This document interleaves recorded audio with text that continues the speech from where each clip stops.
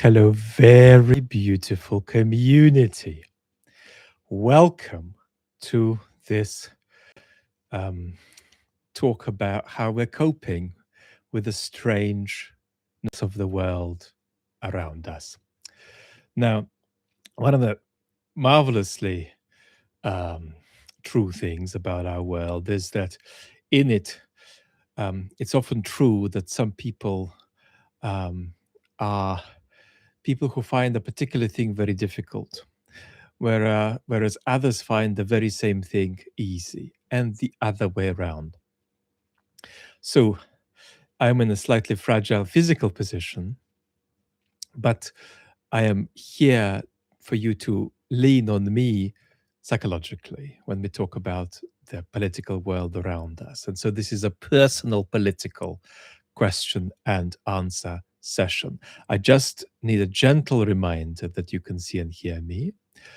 And then we're going to get going. I am uh, 90% with you, 5% not, because I have a sort of iron pressing on my chest and a feeling of radioactivity coursing through my vessels. And the other 5% is that there's a really wonderful musical event today.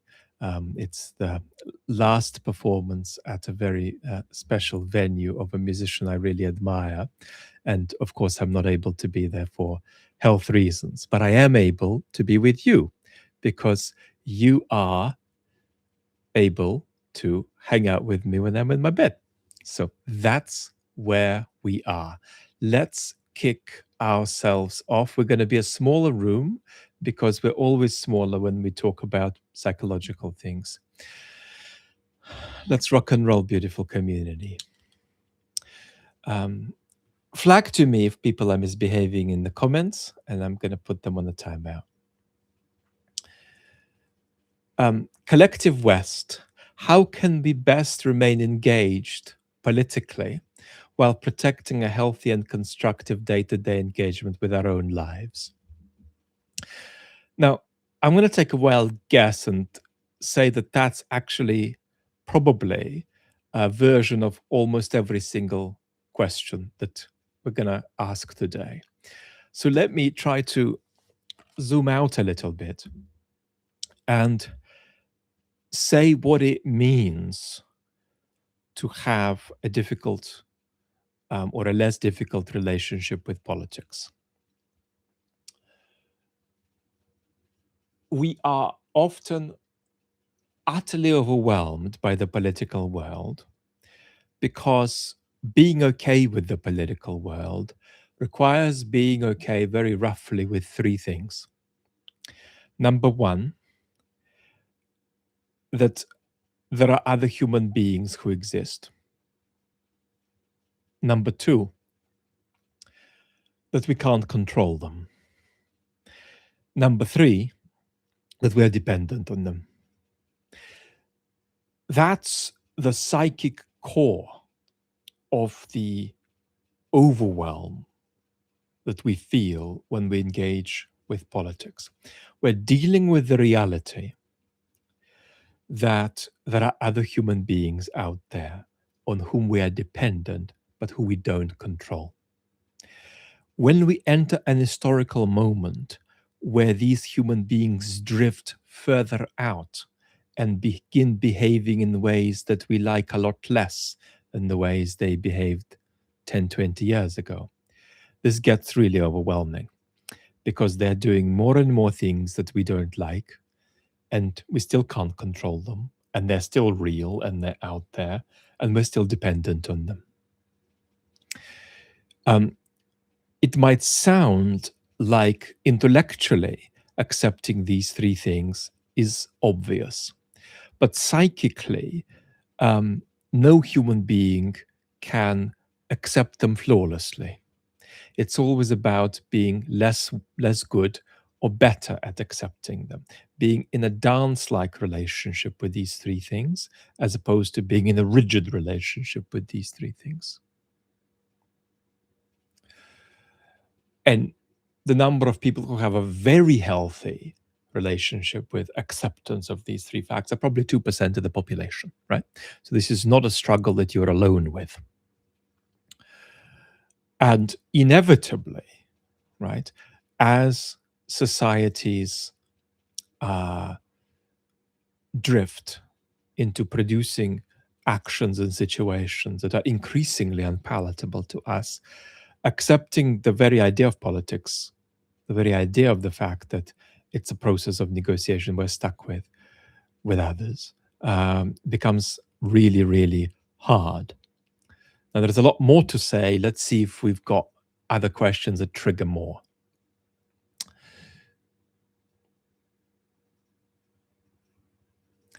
How do you inform others about the sky falling and break through the wall of denial and exceptionalism?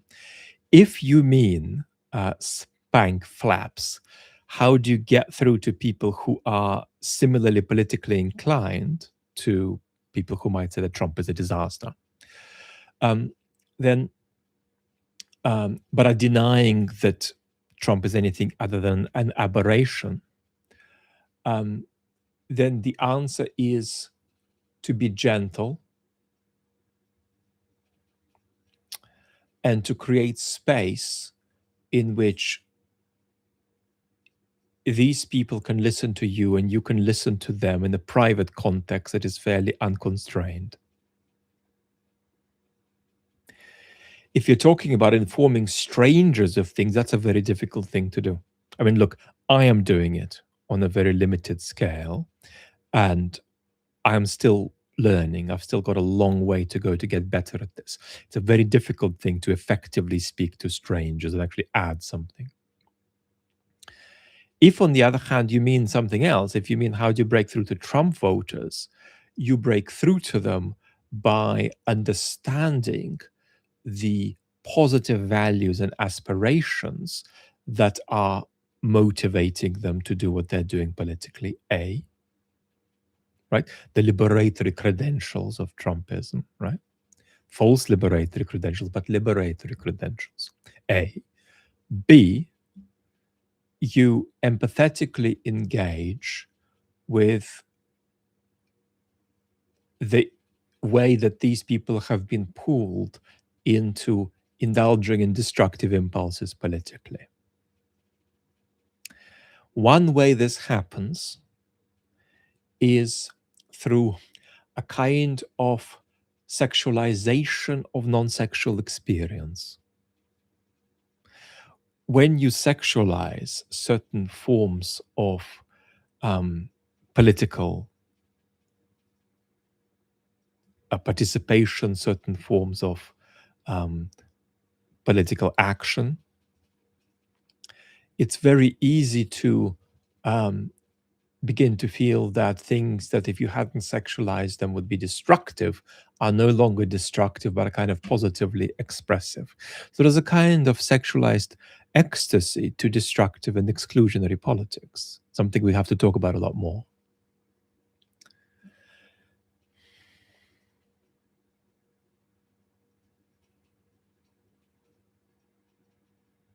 Much needed stream. I feel like there's a train coming our way and no one else can see it.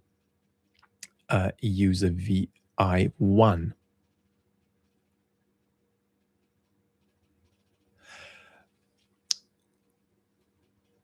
Paulie Hooksfield, whenever I share Vlad's views about the crisis of trust to my friends and family, they just get more depoliticized and depressed. I'm starting to believe the truth won't save us. The truth won't save you.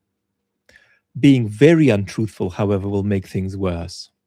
The really difficult thing to understand when you're telling people that bad things are happening and they refuse to accept that without being broken by that, is that human beings are horrendous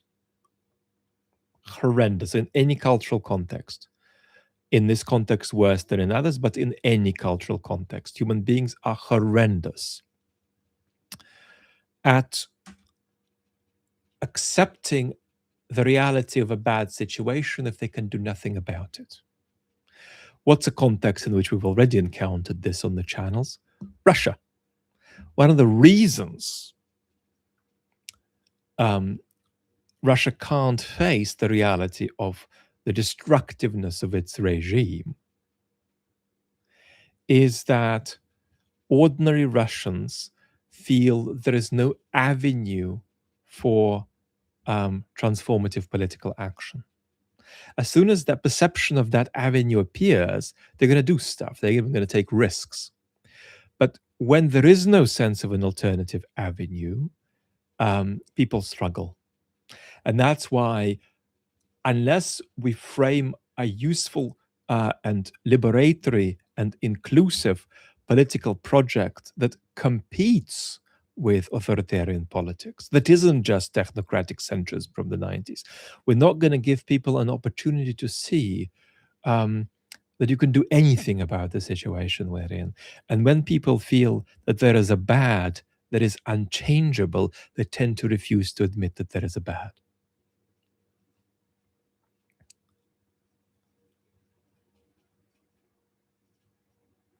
Mary Jo, I'm 74, and for my own sake, could ignore politics, but I'm very worried about the future of my 4 grandchildren, all 19 to 25, in this scary and uncertain world. Well, isn't that amazing to have 4 grandchildren, 19 to 25?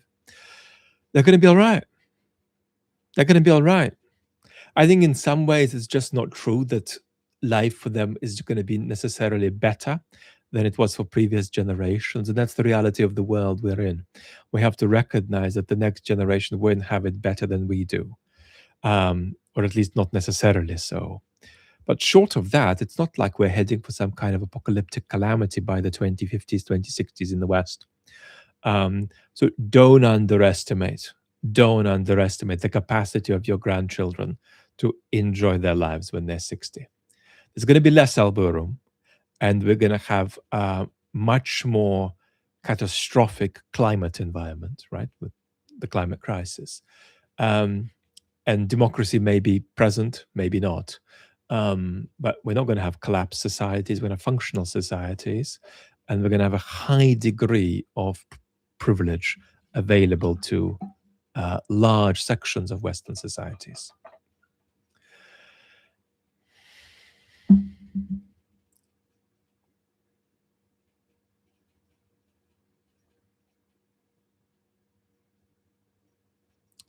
Feels like a perpetual Yuki DC 259, feels like a perpetual check in chess to see ignorance enabling destructive forces, but be told to tread carefully when critiquing for fear of sounding elitist. Critiquing MAGA. Understand that it's not illegal to engage in politics destructively. Destructively and self-destructively, right? And I don't mean anything cataclysmic here. I just mean it's not illegal to go online, for you to go online and misbehave a little bit. But label what you're doing at least, right? So ideally, you should spend more time if you're engaging online, if you're reading the news. I don't just mean writing something. Spend more time in a situation where you feel that you are thinking and exploring, and less in a situation where you are just either discharging energy or subconsciously trying to punish various political actors or political positions you don't like. Discharge of energy and punishment are quite addictive. And if you do get stuck in that cycle, as probably half of the people in this room have for a little bit, be gentle on yourself. Don't beat yourself up. Don't say, oh, look at me, I've done this and I'm terrible. Our nervous systems are not designed for this. They're just not. That's why I behave like a complete moron. And I talk to you like, we're having a panic attack and we need to calm down. Hello, beautiful community. Let's ground ourselves a little bit. Let's just take it a little bit. Vlad, shut up. I'm not 4 years old. Yes, I take your point. But also, we're in a a very nervous system alien environment. This is not home for us. It's not like, sitting by the fire and cooking something. So we've got to understand also how well we do to cope with this environment to the degree to which we do cope with it. Give yourself that credit. User EB4, my two boys, 9 and 10, cried today over the US and Greenland. They're scared. War is coming to Norway. This is rough. I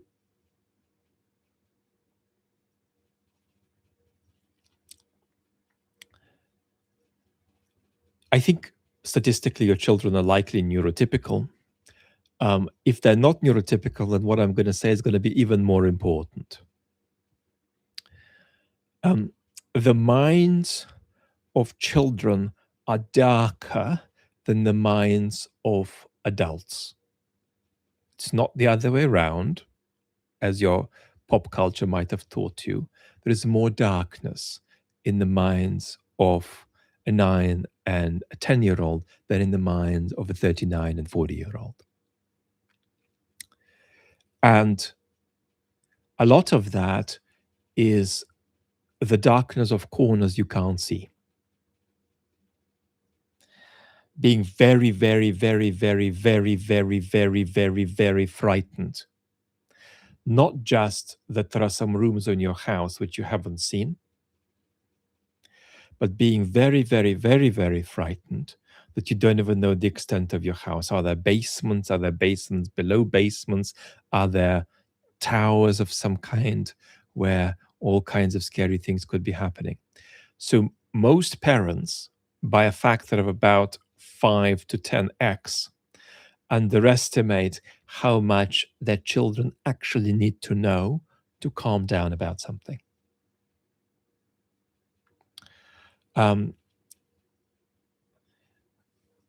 It's very important that your children need to know whether there are basements or not, what's happening in them. Does one of the basements have a pink wallpaper?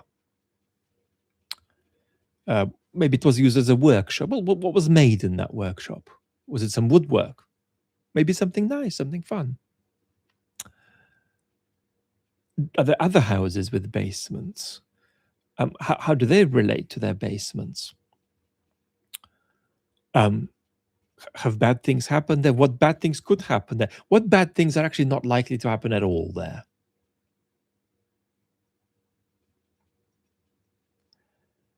Do adults even know the extent of what's going on in these basements? Maybe the adults don't even know. And then that's so scary because it's not that I don't know, it's that I can't even find out.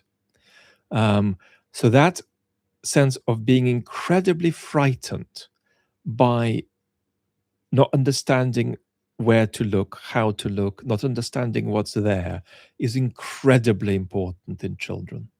More important. Most parents tend to simplify and constrain the degree of information, right? But actually, particularly parents who have gone through calamities that their children have been exposed to, often find that the best thing to do is to actually talk more. If there was some kind of a terrible car accident and something happened to a family member, a child would need to know, how fast was it going? Where exactly was it? What exactly was everybody in the car thinking? And what was everybody in the other car thinking? Who was in the other car? Did this ever happen before? What needs to be true for it to happen? What needs to be true for it to be avoided? And so on. It's incredibly important how much the security of children in the world depends on them knowing a lot more than their parents often understand they need to know.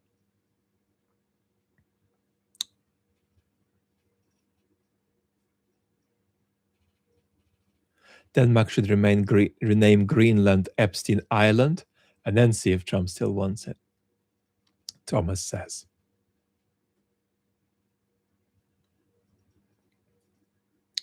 I'd love, Peter, to talk to you about the future of the socialist left, but I'm trying to focus on the intersection of the emotional and the political.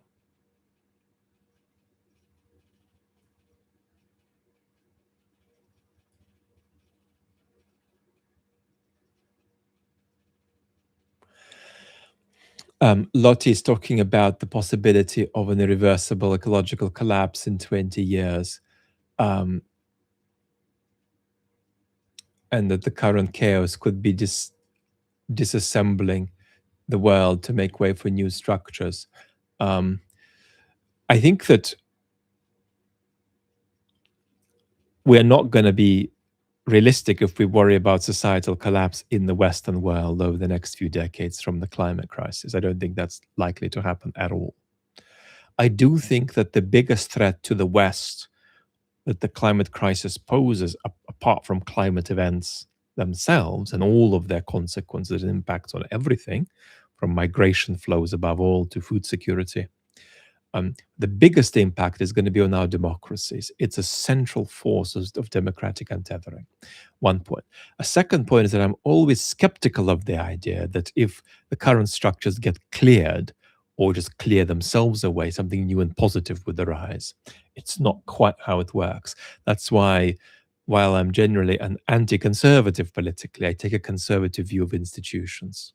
In other words, I think they are in real trouble and there's a lot wrong with them, but simply waiting for them to collapse is not a constructive way to bring about a better future. What are good exercises for improving our social bonds and networks of trust? Thomas is asking. One thing that's very important is that with people with whom you talk about politics in your personal life, you cultivate a capacity to listen and a capacity to listen in an exploratory way rather than just sort of debating political positions. It's the capacity to make the other person feel that as you listen to them, you don't just have patience, but you have a kind of indefinite patience. Because part of the very point of what you're doing is that the conversation continues. So listening to somebody in your life for a long time in an ongoing way, without trying to constrain one another with particular political arguments or positions, is a very, very important thing. People who feel that others who care for them and are capable of ongoingly listen to them rarely get dejected about the political world. One of the problems that often arises is that people break, if you like, and constrain themselves in a particular neurotic loop.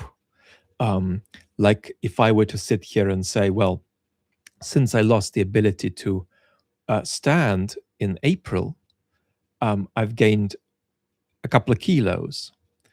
And imagine if I started saying to myself, why am I so fat? Why am I so fat? Why am I so fat? Which I'm not, but I've just gained a couple of kilos. But if I was saying that to myself on a loop, you'd immediately recognize that my question serves as a mechanism for avoiding the very question I'm asking. Because if I'm asking that question in a loop, the very thing I'm not doing is saying, well, I'm so sick and every day is so difficult and so volatile. How do I, bring it about that I don't think of food in terms of treats while still being gentle on myself, right? The way I ask the question, why am I so X, why am I so X, is precisely a way of obstructing constructive relationship with that question. A lot of people relate in the same way with politics. Why is Trump so bad? Why is Trump so bad? Why is Trump so bad? So it might often take a period of time of engaging with somebody and listening to them, for them to actually begin speaking in an open way about what they want, as opposed to being stuck in that kind of loop.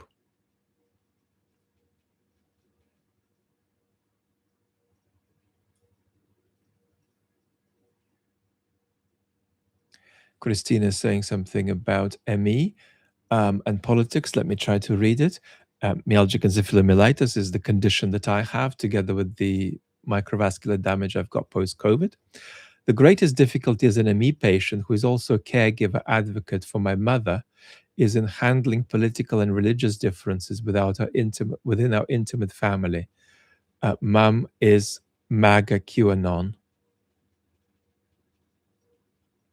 Christina, my love, to you, it's incredibly hard.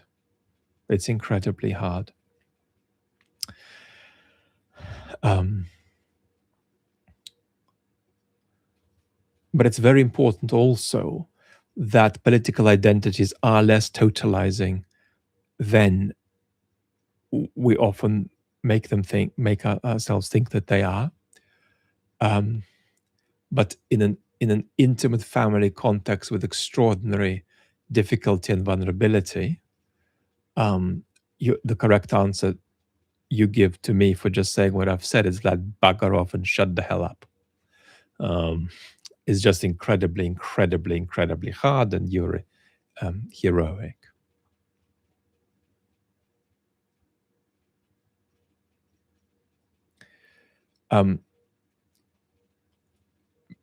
Mika Zomek is talking about how we talk to children. I kind of feel I gave that a go, at least as a first instance. But we might talk about this again, because after all, don't forget, the average, I'm 44, the average member of the community here is a drop older than me. We've got a lot of over 70-year-olds. And so we do have a big situation with kids and grandkids. So it should be a theme that we can come back to.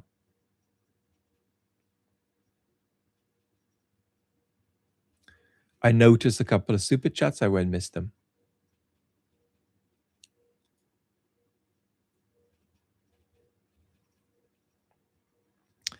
And now I'm getting a little bit lost in the sense that I'm no longer going to be able to take every question. But I'm going to keep scrolling up and down.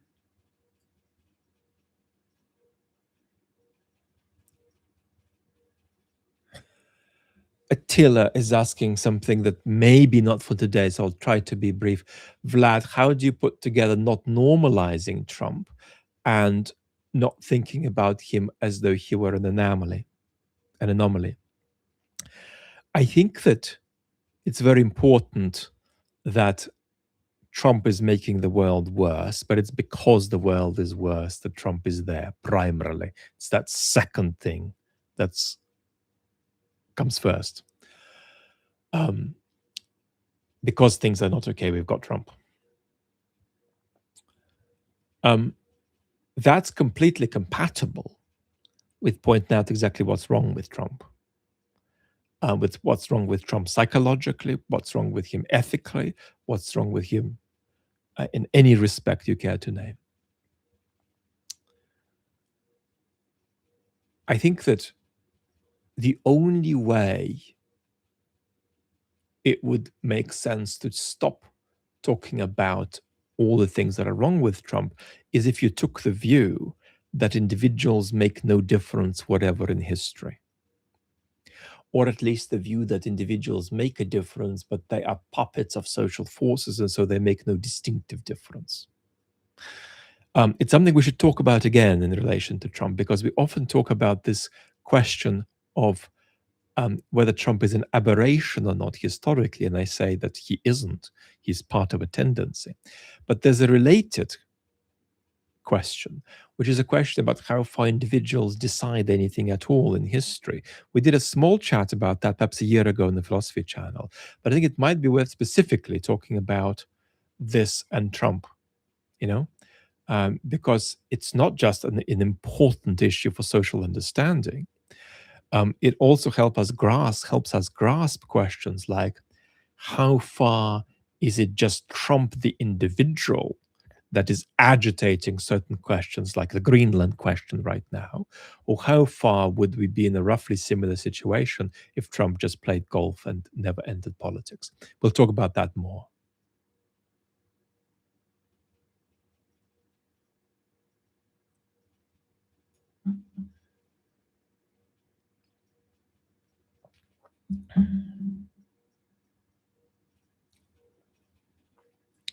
How to deal with media organizations oblivious to the nature of the world. I'm hoping to do a main channel video that guides journalistic institutions about 3, 4, or 7 steps they need to take in this world.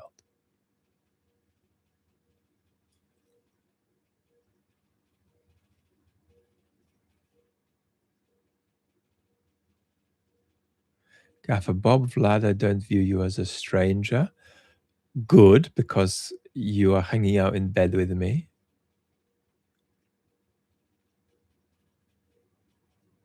It is often funny, these parasocial relationships, because one of the funny features about a lot of the correspondence I get is how much ownership people feel over, what I'm doing on the channels. People feel, well, Vlad, but why wouldn't you want to do this, which is what I want you to do? I don't understand why you don't do that, because I want you to do it. It's a very interesting thing we might talk about in more detail another time.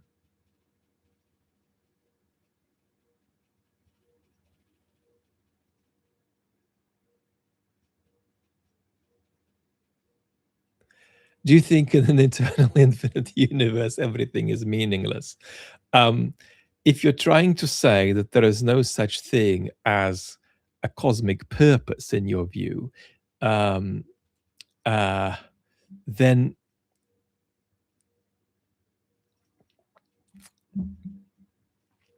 one of the things that's going to be absurd is the very expectation for there to be a cosmic purpose. And so if you say that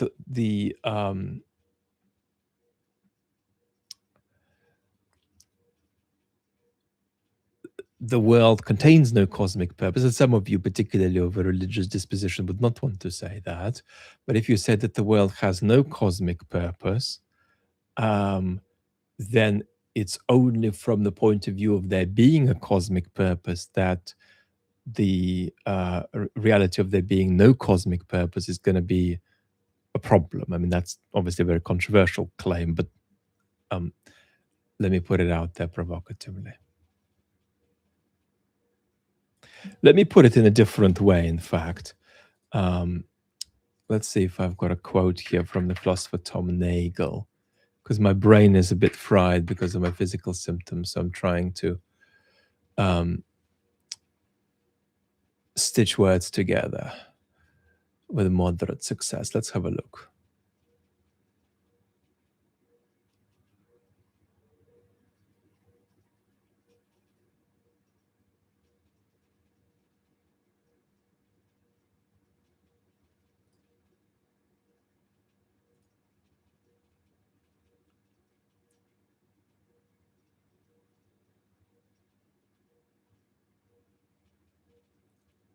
I can't find it. I do generally recommend an essay on the absurd by the philosopher Thomas Nagel.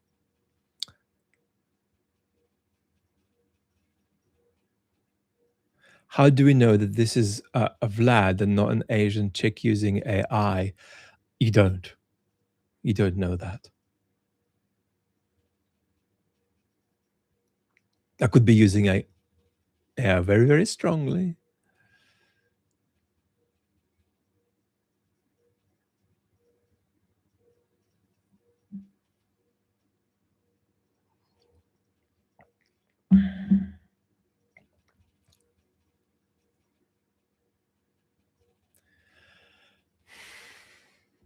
Question from Lithuania. Our society is on the edge. Everybody is worried and politically black-whiting everything. Recommendations for citizens of small countries, please. You guys have a problem, you guys are guys from small countries, namely that in small countries, political discourse is more provincial on the whole. Even in old established democracies, which you're not in Lithuania. And that means that you have fewer resources for the culture to talk to itself about itself than France does or the UK does. As sick as discourse is in France and in the UK, we're still very, very rich in the economy of discourse that is at least partially available to us. And so one thing you do is you demand standards, and expose yourself and others to not just commentary about events in Europe, for instance, that's Lithuanian and local, but the highest quality commentary in the United States, in Germany, in the UK, that matters. The second thing that matters is that you don't want to mimic the Kremlin by becoming black and white like they are and becoming sort of intolerant like they are. You don't want to be a kind of an inadvertent pair of a compliment in reverse to the Kremlin. So watch out for that. You want to be an antithesis of it, not a kind of copy of it in reverse.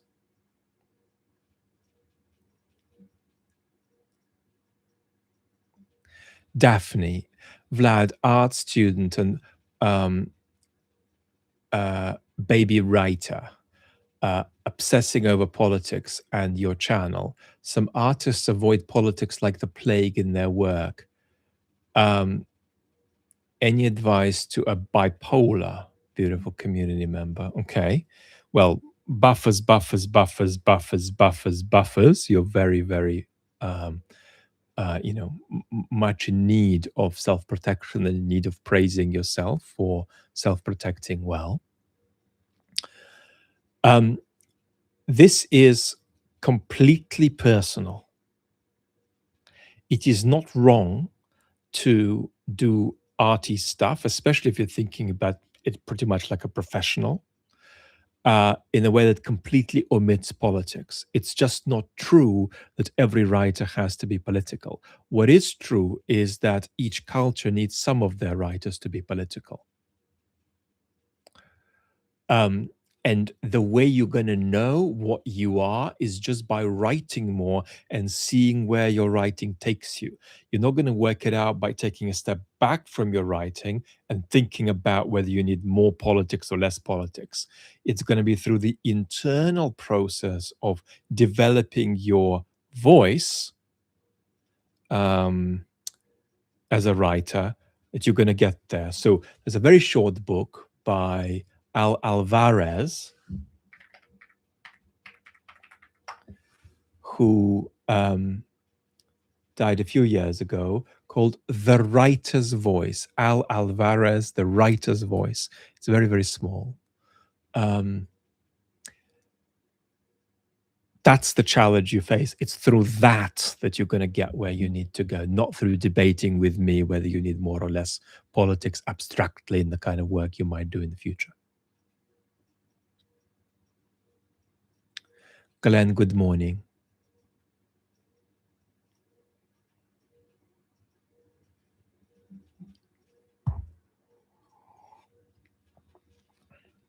Maiden Eshush is saying, an Iranian here, and it's frustrating that people in the West time and again excuse tyranny unless it's Western. It's a never-ending self-obsessed spiral. You're right that very often the West pays an ethnocentric complement to terrible or tyrannical actions, right? Why are we so utterly outraged by what Israel has done? Because what Israel has done in response to the barbarism of October 7th is profoundly outrageous and unacceptable. But the reason we are so outraged by it is that we're paying Israel an ethnocentric compliment. Much the same about Russia, perhaps to a lesser extent, but still much the same. Um, it's partly because the Russians look like us that we're so outraged by what they're doing. Of course, it's also because they're doing it in Europe, but there is that element. And when it's not white Westerners doing stuff that's very, very bad, we're less outraged by it. There is also something benign here, which is that there's an economy of sentiment. That's you can't pay attention to everything. And then there's a third element, which is that there is genuinely legitimate distinction between what your state is implicated in and what it's not implicated in, right? So obviously, if your own government is sponsoring some other government to do bad things, you're going to be more engaged with that than if something terrible is happening that your government is not sponsoring.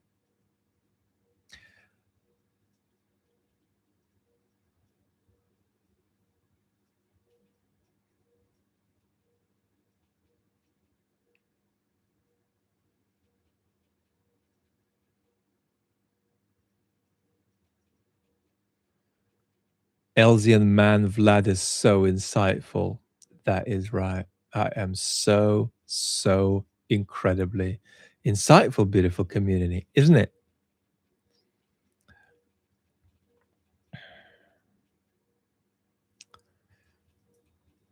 Let's have a pop at a few super thanks.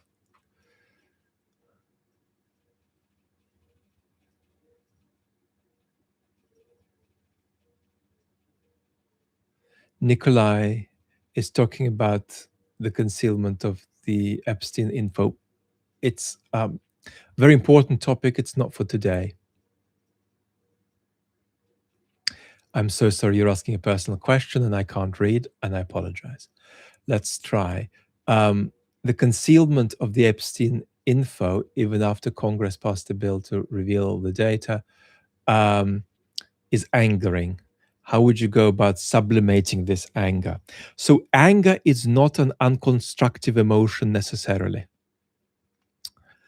One piece of advice I would have is try to make your anger agency dependent. So don't just be angry at the universe, don't just be angry at some political abstraction, but be angry at particular political actors, right? Is it A doing B by means C on timing D and so on? So who is it who's done something they shouldn't have done? Point that out to me. If you can, that's one important ingredient that's conducive to healthy anger. Another important ingredient that's worth exploring is the distinction between whether somebody could have done something that they didn't do, something that you feel they should have done, while being who they are. So that's to say, that's the distinction between won't do and can't do. I recommend not being angry at people who do bad things but couldn't have done otherwise. But I recommend just being aware of that. So it's tendentiously, it's impossible to generalize about this, but it's tendentiously healthier to be angry at somebody who clearly knows better. And who is clearly on some level failing by their own standards. In other words, it's very difficult to be angry at Trump for having no sense of responsibility.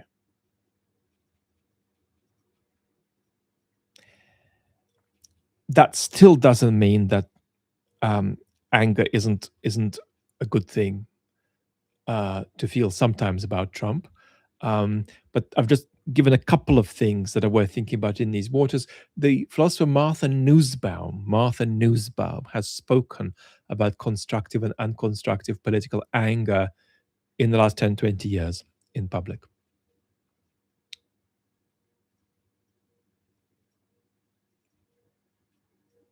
What can we learn from the Russian experience in terms of tactics and strategies?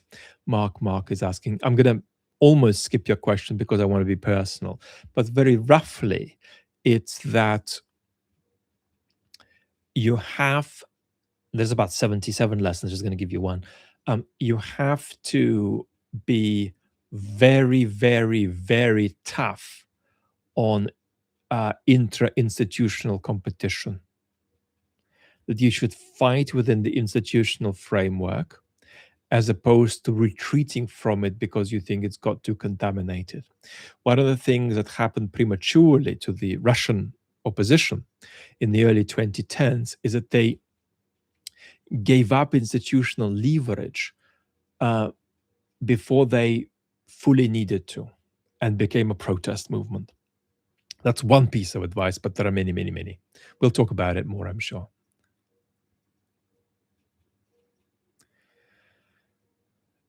Hi, dear Vlad. What are one or two potentially effective European actions that normal people can engage in?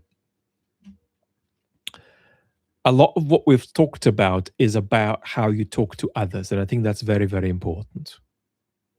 So, keeping your sanity jointly with others, engaging about politics with others who can be in a relationship of exploratory listening with you is very important. And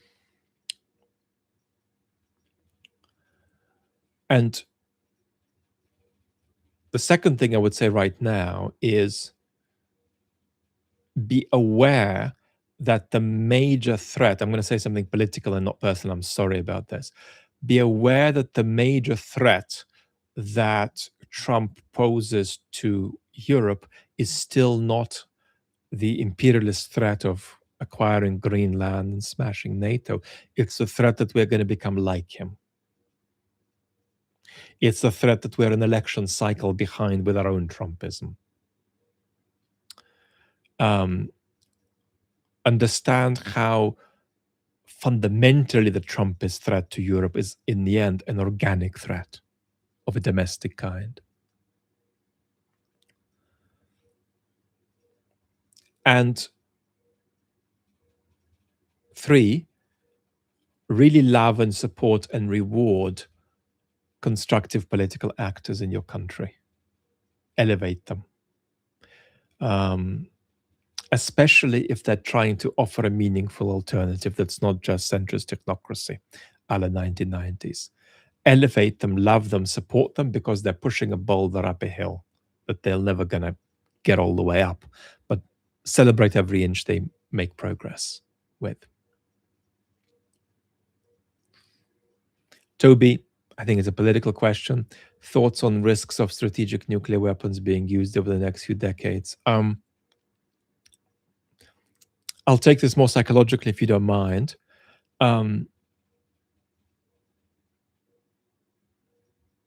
They are in the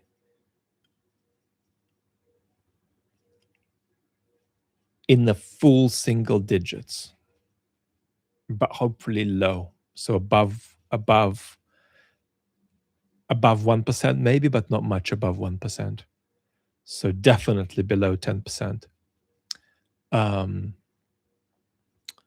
The chances of nuclear weapons of some kind being used are over 50% this century. But the chances of a strategic nuclear exchange between major powers is real, but it's not as high as 5%. It's quite a bit lower than that. These statistics are meaningless. We just don't know. But I think it's okay to use statistics as psychological clues, to use probabilities as psychological clues. We shouldn't because it's uncertain, but as psychological clues, it's okay.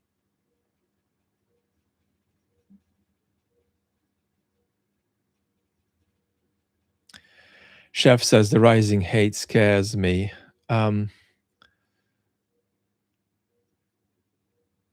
We need to keep serious about the possibility to inflect the destructive politics of fellow citizens. Um, people's political identities are very, very multifaceted. And what you see made primary often contains a lot of stuff behind that could be emphasized instead. Um, so understand that people's political identities contain, let's say, 8 boxes with lots of little boxes within each box. And when you see 2 boxes emphasized, it doesn't mean the other 6 don't exist. They're there. They're just deprioritized, but they can come out under particular political conditions. Let's take ourselves probably only to the hour today. So a few more questions for about 10 minutes.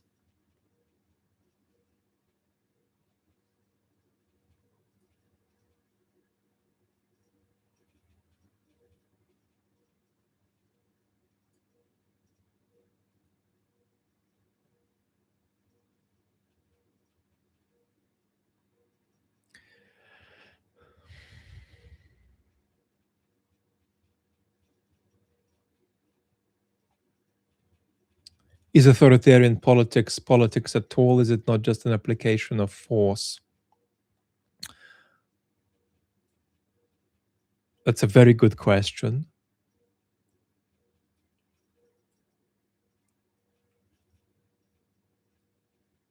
And the answer is no, it's not just an application of force. But it's closer to that than a politics of a constructive relationship between opponents who are not enemies.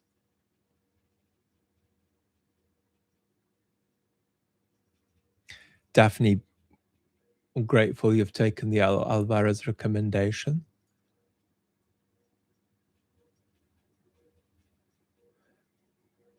Al Alvarez, of course, was also incredibly insightful through his personal relationship with Sylvia Plath and Ted Hughes, and his reflections on Sylvia Plath are the best I know.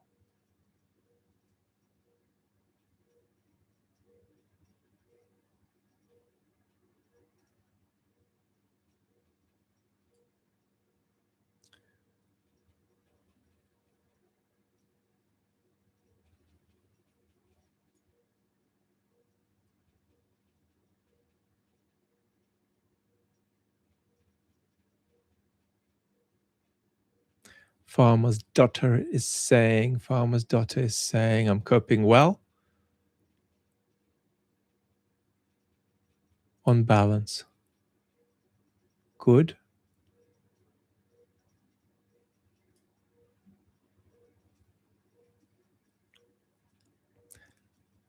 Elzin is saying, isn't there a real danger of us normalizing bad political actors because a culture's sense of normalcy is an important part of sustaining democracy? Yes.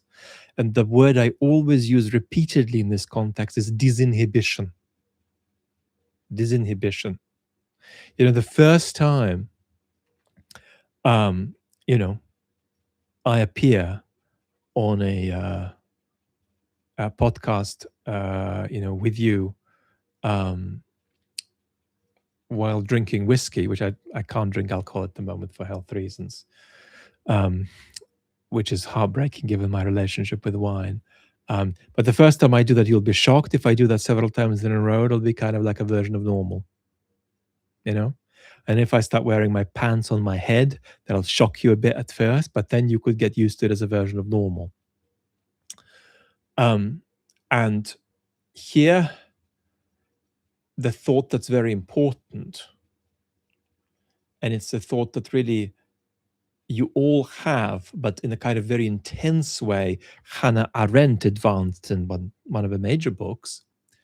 And that's that the aim of totalitarians is to decenter your sense of reality. So you begin thinking that not having your pants on your head is actually abnormal, right?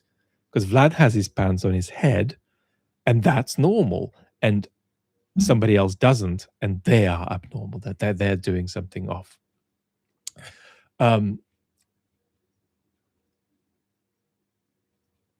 So it's very important that that kind of decentering of your sense of reality is an important part of an unhealthy authoritarian political environment and how it impacts you.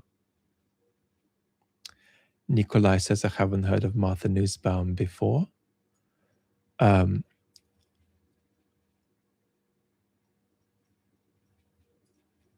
She doesn't speak, I mean, she speaks quite a bit in public. She could have done that more, in my view.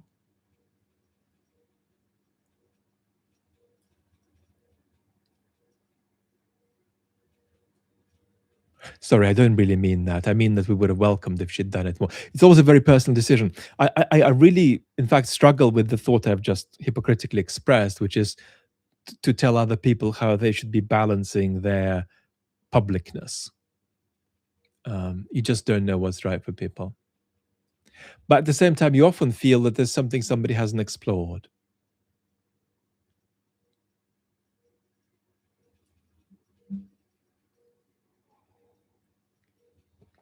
Why is MAGA using Christianity so weirdly?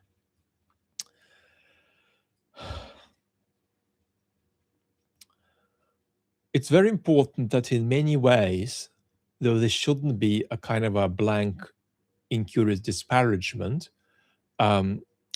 MAGA is the greatest expression in US politics of the tendency to think about politics psychotically. That's to say, to expel out of your thinking about politics a sense of reality, because a sense of reality is intolerable. And that means you could create all kinds of hodgepodge of things put together that make no sense at work for you. I mean, a lot of American politics is anyway a very strange combination of things. You know, guns, Ayn Rand. So it's an age in which psychotic thought about politics dominates. And when I say this, I'm not just saying, oh, they are out of touch with reality. I'm saying something specific in two ways. There is a psychic dynamism at hand. The psychic dynamism is, I can't cope with the reality, so I'm going to expel a sense of reality from my making sense of the world, from my orientation in the world, because I can't cope with it. But the second part that's important to bear in mind is that for a lot of citizens, truth is now oppressive of their agency. And it's not just because they're dumb or ignorant, it's actually because social forces are conditioning things that way. They're making it plausible. A lot of people are just going to land in the position where truthfully engaging with politics is going to oppress their agency. And so the opponents of Trumpism, right, the opponents of Trumpism should aspire to explore ways to give Trump supporters a sense of agency without that sense of agency being detached from truthfulness.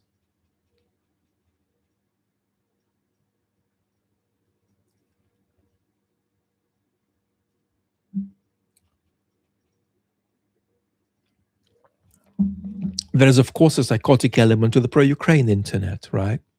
That you have to expel out of your sense of what's going on any genuine reckoning with the balance of forces at hand, right? Which is why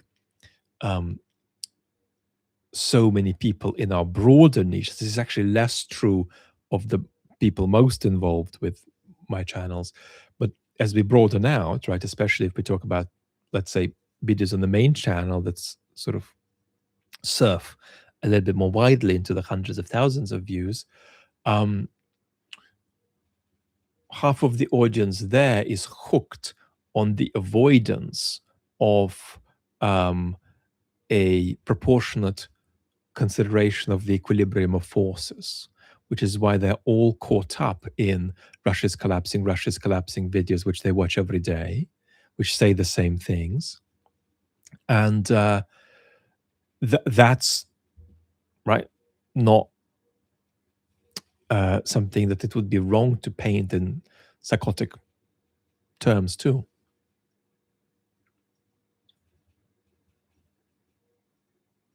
Which creates a kind of a paradox in the pro-Ukraine internet, because in it, attention is predicated on lying about Russia, lying by exaggerating Russia's relative weakness vis-a-vis Ukraine. And at some point, the lies cease to be lies. They just become things you say. Because when you repeat something a lot, it gains a sincerity, a certain kind of sincerity of its own. So what I'm saying here isn't to have a pop at the pro-Ukrainian internet. I'm in the pro-Ukrainian internet. No analytical channel on earth is more pro-Ukrainian than me, actually. But what I'm saying is, let's find equivalence for the avoidance, for the evasion of reality in our own informational bubbles that perhaps in a more dramatic way is expressed in the Trumpian bubble, right? It's always helpful to find, in your own court, less intense equivalents of pathologies that are in a more intense way present elsewhere, because that allows you to develop a sense of empathy about what these people you are so critical of are experiencing and how they might be pulled out of it. So, don't underestimate the extent to which dysfunctions on the other side, politically, if you like, are also, perhaps to a lesser extent, replicated on our own side.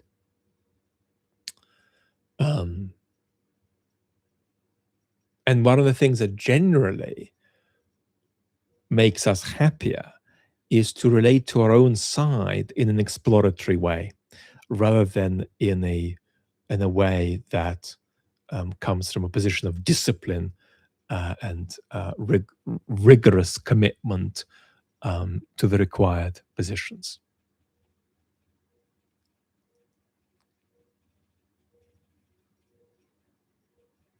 How effective would it be if youth movements on both sides of the pond would cooperate to find common ground and challenge the establishment?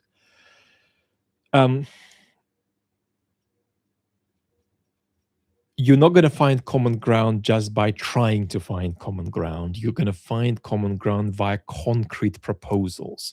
So whether that's an effective enterprise is going to depend on its substance. What I don't want to say is that the toxicity and polarization in our societies is somehow more an expression of what's happening with our elites and not really an expression of what's happening with our populations, especially in particular younger populations. I think that we're all caught up in various kinds of toxic polarization, and it's not the case that our elites are caught up in that, but that the preponderant majorities of citizenries are not, and that therefore we need to effectively form sort of grassroots movements, blah, blah, blah, blah, right? Having said all of this, my word, right, youth participation in politics is very, very important. What I would say, however, is that the best way to proceed is actually to engage with the politics that you can touch, rather than try to form,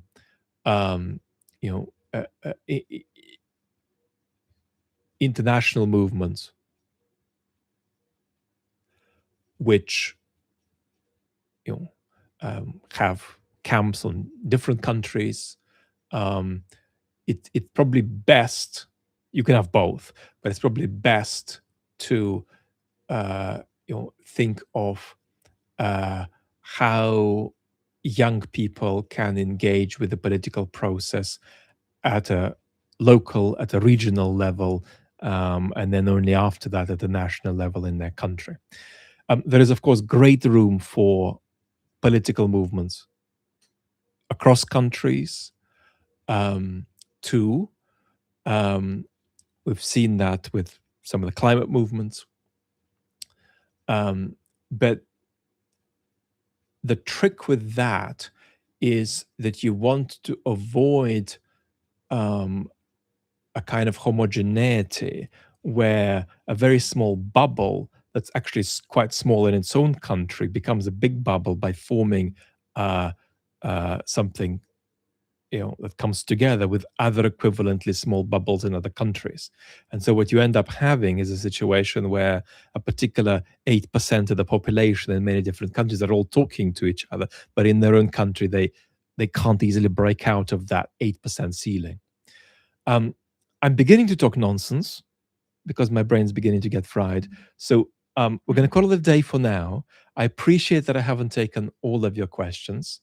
I feel that the first 50-60% of this live, we touched on some really useful subjects intersecting the political and the personal. I'm very grateful to you for that.